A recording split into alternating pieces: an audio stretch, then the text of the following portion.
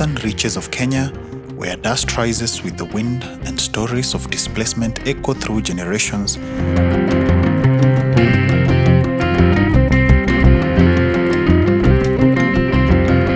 stands a place called Kakuma. Going there made me feel we are also not immune, that we may never find ourselves in such a situation. Located in Turkana County in northwestern Kenya, Kakuma is one of the largest refugee settlements in the world. Data from UNHCR as of 31st May of 2025 places Kakuma as home to over 306,414 refugees and asylum seekers from across Africa, many of whom have lived here for years, even decades. For many, it is a refugee camp. For others, it has become home. Behind every tent, every church, every marketplace, there are stories. Stories of loss, survival, resilience, and hope.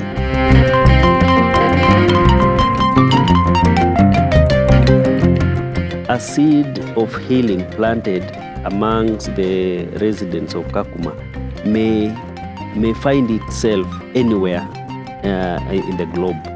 This will be widespread. If these people happen to go home, because some of them happen to go home, they'll preach that to their countrymen. In a land marked by conflict and forced migration, healing is not a luxury, it is a necessity. This is the story of a journey towards reconciliation, restoration, and renewal.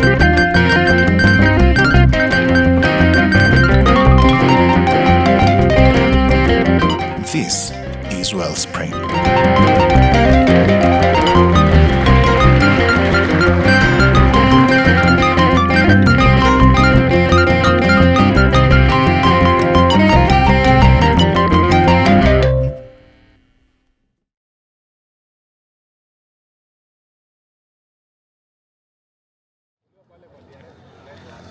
Kakuma is home to thousands who have fled war, persecution, and political instability from across the region. While safety may be found within its borders, wounds often travel with the people. Drawn from nations such as South Sudan, the Democratic Republic of Congo, Burundi, Ethiopia, Rwanda, Uganda, and Tanzania, the camp carries a rich diversity of cultures, yet also the weight of deeply rooted histories, tensions, and shared suffering. It was within this context that the 2025 edition of the East African School of Reconciliation was brought to Kakuma, not as an event, but as an invitation to confront pain, to name wounds, to rediscover identity.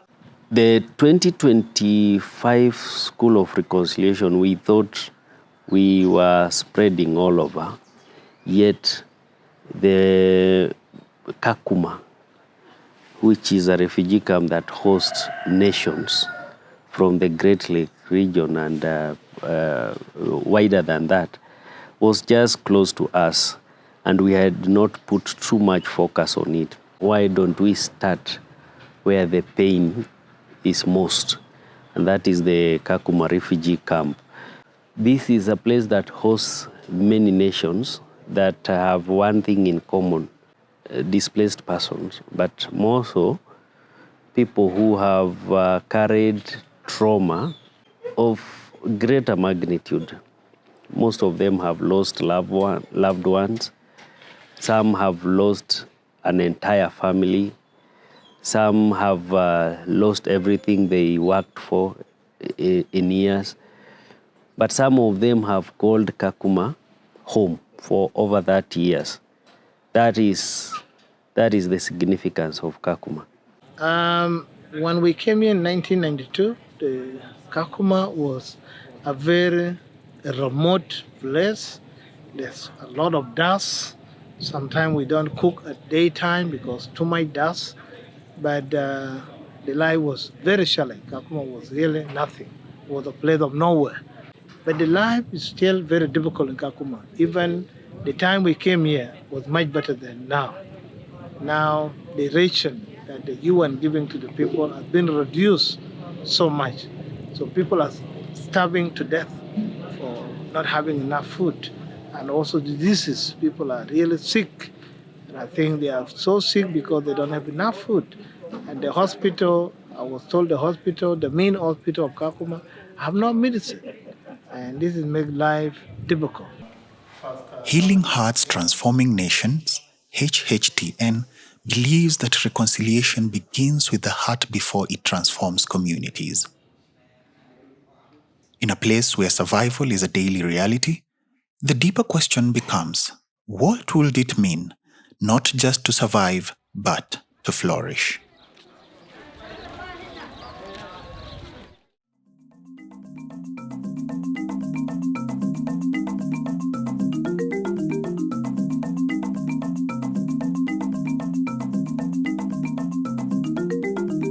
The East African School of Reconciliation unfolded in two locations, URHC and Kalobeye. For days, the participants gathered in safe spaces created for honesty and vulnerability. They explored themes of identity, forgiveness, generational pain, and the power of the cross. Okay, some of the elements that really help people to open up, basically in workshops and trainings of peace, people begin with the problem, maybe the conflict. But in the HHTN approach, we begin with the solution, the ideal, what needed to be there before the problem. This one helps them to open up because there are no labels of victim and perpetrator when you're talking about the solution or the ideal, what was intended to be. So everybody begins from the same level and they walk through the journey, and therefore no one feels as if they are judged and no one feels as if maybe their pain is being assumed.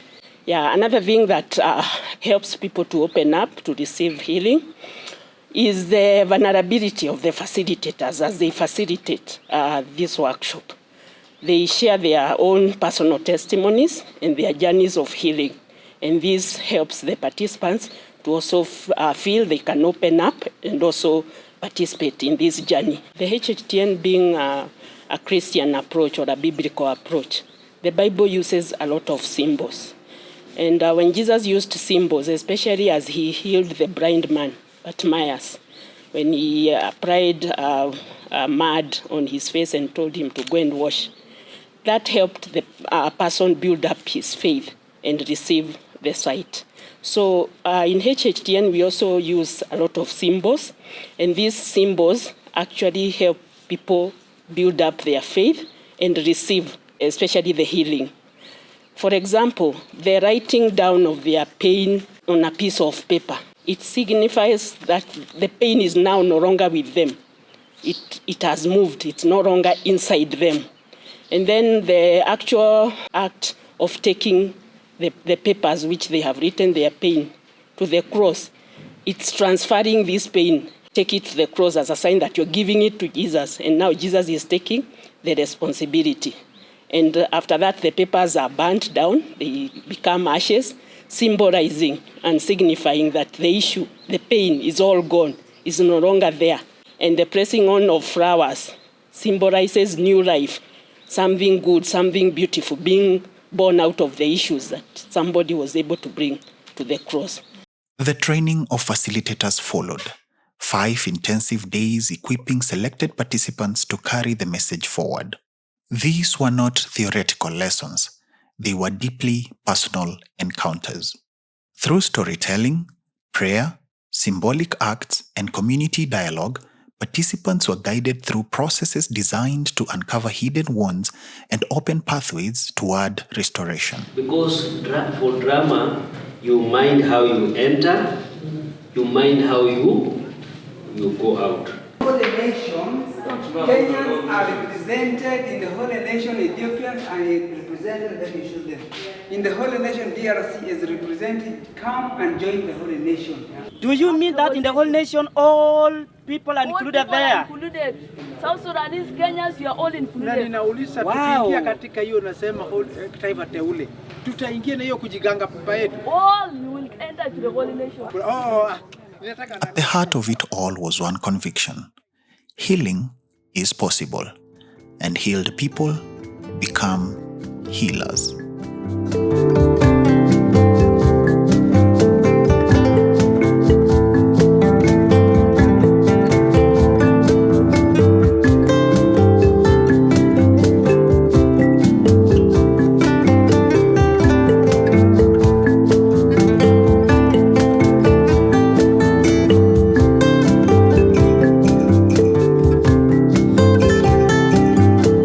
As the days unfolded, walls began to fall. Tears replaced silence, confession replaced bitterness, embrace replaced suspicion. Participants spoke of long-held resentment, of tribal tension, of parental wounds, of shame carried quietly for years. And in those sacred moments, something shifted. Alafu, according to the other people saying that you can maybe forgive someone, but if you don't forget, it doesn't mean you forgive. So it contradicts my mind. But when I come to this training, I come to understand that forgiveness, when you forgive someone, it releases the pain you have. But it doesn't mean that you can't forgive. I mean, you can't forget what has been done. You can still be able to recall that things, but without pain. That is the difference I found. I found that the training has really impacted on me, especially in a topic called forgiveness. Be it a colleague or someone who have wronged me, like how I left my job, people who came and burned my house, people who killed my brother, the Arabs who chased us away from our village. I still remembered, I did not forget, and I still feel I was feeling bitter, and I have been carrying this all along. So we reached this topic about suffering and a God of love. And that is when I was so keen and listening, and I was like, okay, now maybe you are going to answer my questions, because I have everything, the accusation, the questions. So maybe let me be keen, maybe they are going to answer what has been happening in my life. I broke down and I cried, and I was even blaming myself for the times that I was asking God questions. I was accusing him of not being caring. I needed that love from my dad. Forgiveness was chosen, prayers were spoken aloud, communities began to see one another not as threats, but as brothers and sisters.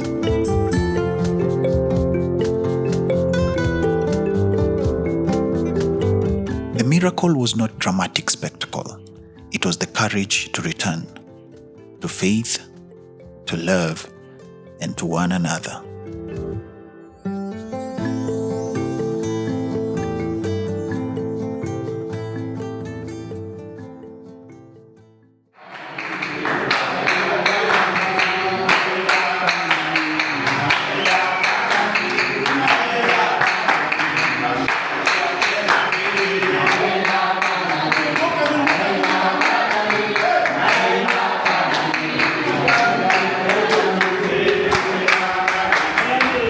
Over the course of the mission, the East African School of Reconciliation reached a total of 305 participants across multiple workshops held in Kakuma and Kalobeye, each gathering creating space for healing, reflection, and transformation.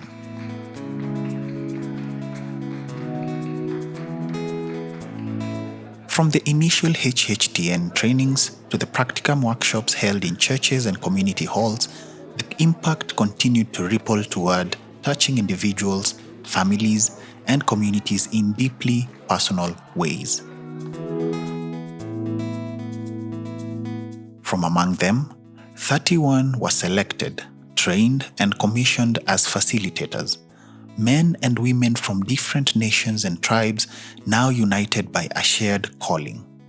They were not sent out as experts above the community, but as servants within it.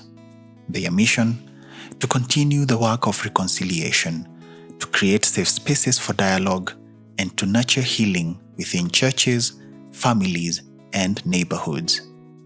In a camp often defined by scarcity, something abundant was being planted: hope.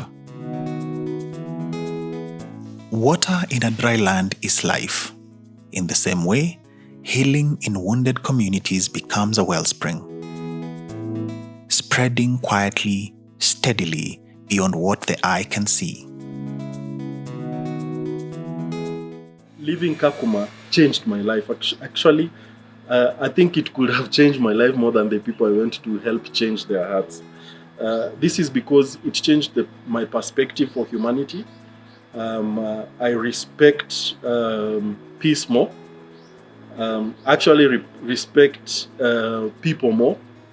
And I appreciate societal differences because I saw the worst in the society and also the best. I think we've done this ministry in various places, but I think one of the areas that is very successful is Kakuma. Because one, we were able to reach a very small group, but with the kind of facilitators that we train, they will be able to reach many groups. Those guys are applying the principles even in their own churches. You know, like when they are preaching, applying that, and even pointing out to issues. They are saying, oh, we need to do this workshop there because there are some issues, you know, those inner conflicts. So you can tell that things are happening. It gives me a lot of joy. It gives me a lot of satisfaction. Because the experience in Kakuma, I can say what, for me, my take home is that my life will never be the same from the experience of Kakuma. Because seeing how people live there, how people have stayed and made a place a home, I just thank God. Well, I want to encourage the young people. When I was young, I never thought that I would be a bishop. Never. When I was young, I never thought I would be in America. Never. All this come by God's grace, by God opening a way for me. Living in Kakuma is not the end of the world.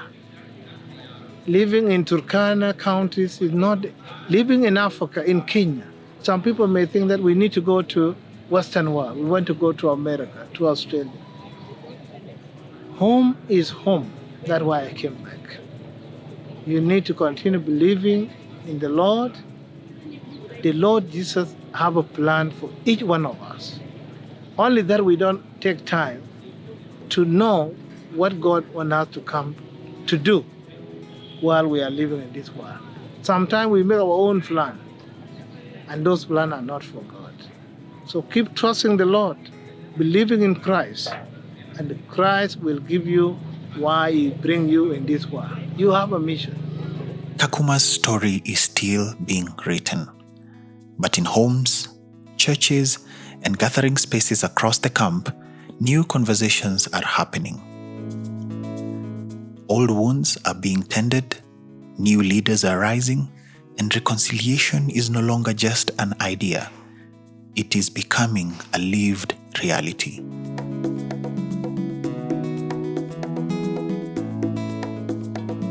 I would say, if I said it was perfect, then we would wrap up and go home. But I would say it's a journey, and a journey of 1,000 miles just starts with one step. We are not yet there, but we are somewhere towards the intended purpose. From wounds to wells of healing, from ashes to beauty, the journey has just begun.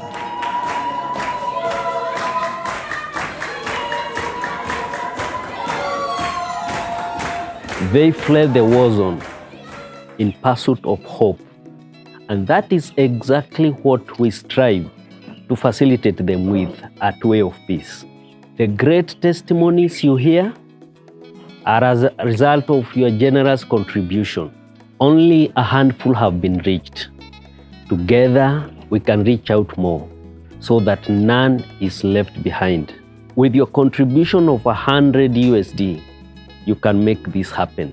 Would you like to partner with us? Click on the link in the description to find out more. Thank you.